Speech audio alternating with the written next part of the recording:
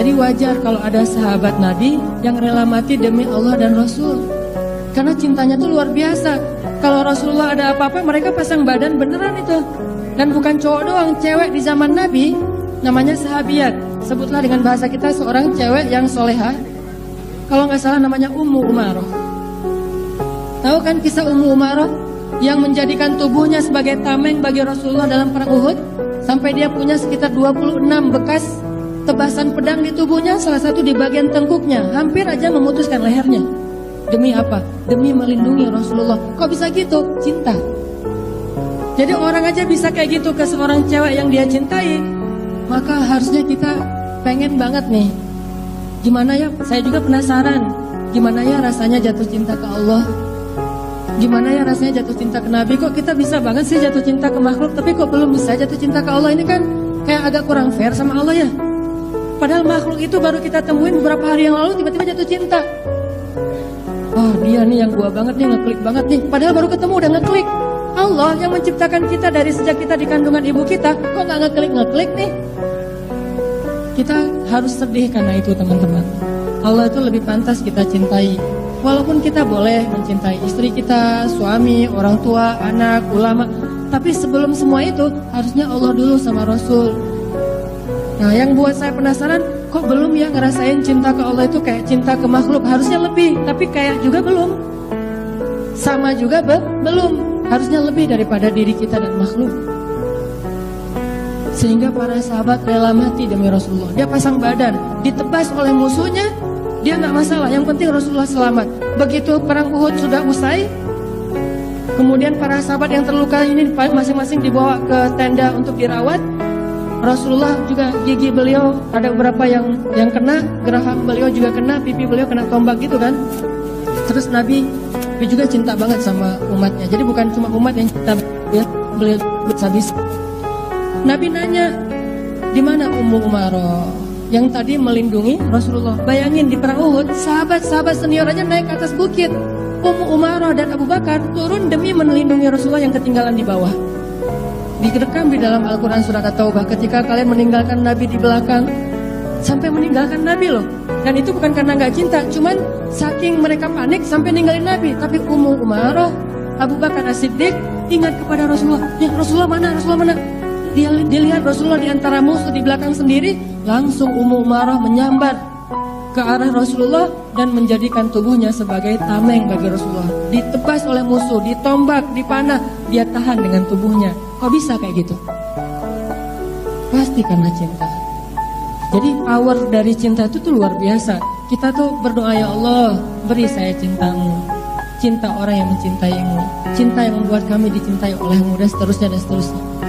Cinta itu sesuatu yang paling luar biasa. Sampai akhirnya pas Nabi datang ke tendanya Ummu Umaroh, pengen ngelihat kondisi Umaroh yang tadi kena luka sampai 26 bekas luka. Nabi memberi salam dulu, Assalamualaikum. Kalau dalam bahasa lain, Assalamualaikum ala ahlil khiba. Selamat kepada penghuni tenda ini, kata Nabi. Mendengar suara Nabi, Ummu Umaroh yang tadi lagi diperban, lagi tidur kesakitan, yang tadi agak-agak sedikit merintih, mendengar suara Nabi langsung bangkit. Kemudian sikap langsung kayak gini. Gak mau kelihatan oleh Nabi kalau dia lagi kesakitan. Itu membuat Nabi sedih. Dia gak pengen Nabi sedih, coba bayangin. Waalaikumsalam ya Rasulullah. Dibukain pintu tenda itu oleh Ummu Umaroh. Kemudian Rasulullah bertanya, ya Ummu Umaroh, gimana keadaan kamu? Ya Rasulullah, keadaan Rasulullah gimana? Coba itu jawabannya. Bukan, gak apa-apa ya Rasulullah, cuma ada 26 luka doang. Enggak. Itu mah kita ya, baru juga luka dikit udah ngomong-ngomong kemana, wah jadi status, mana-mana disebarin. Ini ditanya, ya Ummu Umaroh, gimana keadaan kamu? Dia balik bertanya, ya Rasulullah gimana? Kata Rasulullah, saya alhamdulillah gak apa-apa. Kalau gitu saya juga gak apa-apa. Tapi kalau Rasulullah sakit, saya lebih sakit. Kalau Rasulullah sehat, saya sehat. Gak apa-apa ya Rasulullah, gak ada. Itu kenapa diperban? Enggak, ini mah biasa aja lah, udah. Enggak, dia gak mau, Rasulullah, ini lukanya gede loh Rasulullah. Enggak.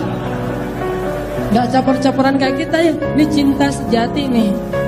Cewek bisa gitu, apalagi cowok kayak Abu Bakar, kayak Ali, ini lebih dahsyat lagi nih. Cewek aja bisa gitu karena cinta sama Rasul. Begitu Rasulullah kembali, Ummu Marah langsung pingsan.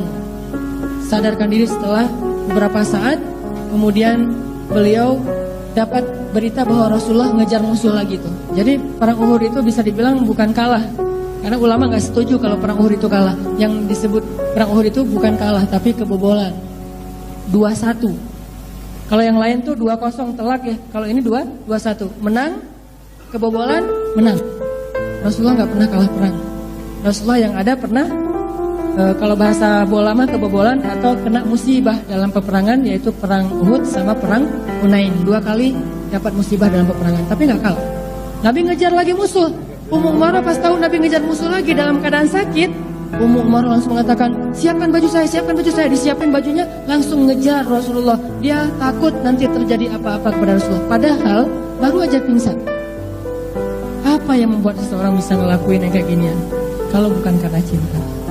Kita sholawat aja males ya. Gimana mau pasang badan?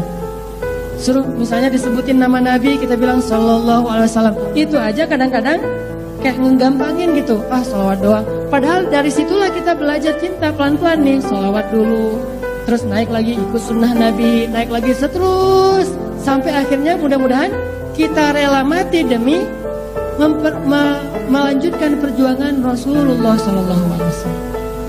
Cinta.